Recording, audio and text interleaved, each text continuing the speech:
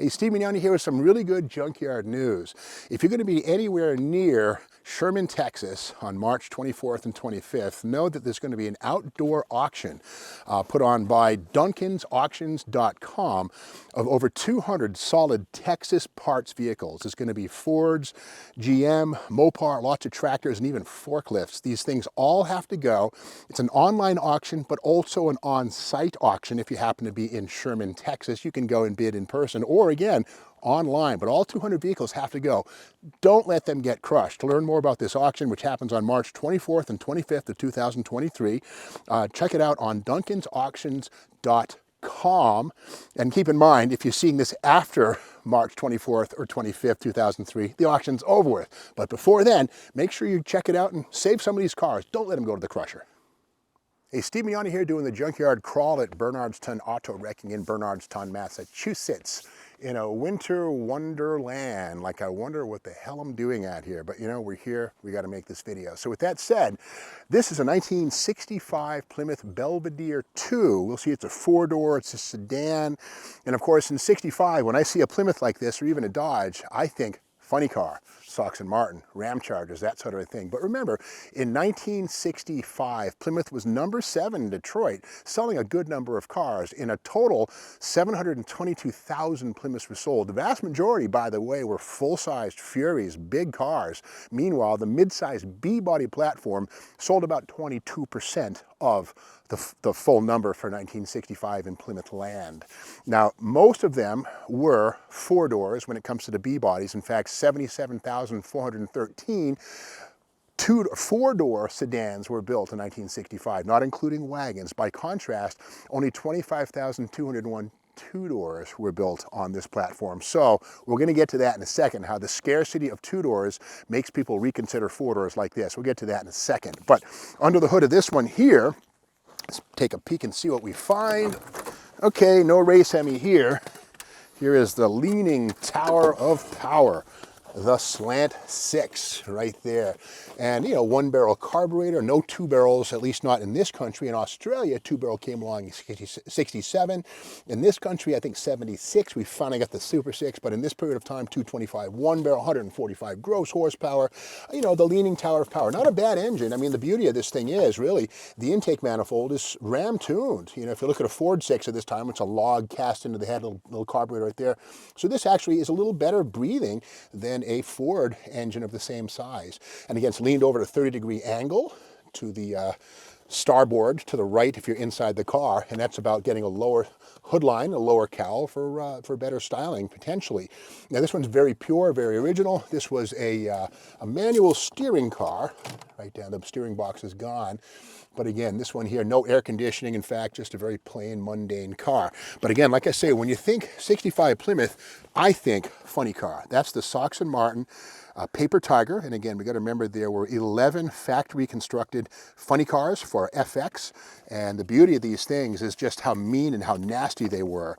Here's Sox and Martin taking on Don Gay's Mystery Tornado on the left-hand side. Just a really cool thing. Or is that, yeah, it's Beswick, sorry, Arnie Beswick in the GTO, but just a beautiful car. Top right, we can see right there, that's the 426 Hemi, and yeah, they built 101 two-door sedans with the 426 Hemi, and again, those 11 AFX cars were hardtops with the race Hemi. Now, the lineup here was Belvedere I, Belvedere II, or the all-new Satellite for 1965. And there's the Satellite. This is the big dog right here.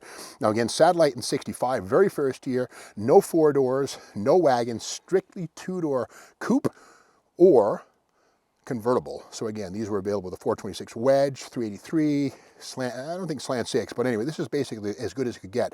But the vast majority, again, of Plymouth B-bodies in 1965 were four-door sedans like this here. Now remember, the Savoy line died after 64, so Belvedere 1 and 2 were your levels of trim for these things. This one here is a Belvedere 2. We can see the Roman numeral 2 on this little tag here, Belvedere 2, 1, 2. And again, this one is a four-door sedan. Of course, sedan meaning that it has fixed door frames, fixed B-pillar, and inside this one, we can see this one has the Torque Flight automatic. If you look at the shifter and the steering column on that, crazy but true, the 101 built RO21 race Hemi sedans used a column shifter just like that, but with a reverse pattern and a mechanical valve body or manual valve body, so you worked away from neutral. So you'd shift 1, 2, and drive working down, versus this, which is a reverse pattern, or the standard pattern, where you work toward neutral, which is not so good if you're drag racing. But in this one here, again, this is a 4-door. But the beauty of the 4-door and the 2-door, they share the same wheelbase, the same roof stamping. So what I'm getting at here is that while everybody wants a sedan, the closest most people get is the Mobius 2-door sedan model kit. Beautiful little model kit. You can find these for about 40 bucks. Build yourself a little Belvedere I 2-door post, put a Hemi in or a slant 6, you choose. Or if you want to go a little further, Mobius also makes an altered wheelbase replica of the Golden Commandos Plymouth. Great model car. Again, Sox and Martin Golden Commandos. Again, these are the factory built cars, 11 built Dodge and Plymouth. Now here's the other thing. Some folks are so desperate to have a 2-door sedan, they'll take a 4-door like this and alter it into a 2-door, and it's easy to do. The roof is the same. All you really have to do is move the B-pillar back, get a 2-door door skin, and if you're decent with some welding skills, you have to build a bulkhead. A lot of people actually just take the pieces here, shift them back, and it's been done. In fact, this model right here, this is Mr. Rich Lefebvre's Gold Rush. This car I know very well. This thing was built originally as a 4-door. Mr. Rich altered it and turned it into a funny car, but this thing was a 4-door because he couldn't find a 2-door post to do it with. And remember, there were a total of 77,413 4-doors and only 25,201 2-doors. So the 4-doors are way easier to find even today. 2-door posts, have fun. Now here's the thing. I know this car so well. In fact, when I lived in California, Mr. Rich used to come to my house with his funny cars. This car was actually painted in my yard. And we can see right here the Mr. Rich's logo is being applied by Bob Thompson of Team Thompson right there.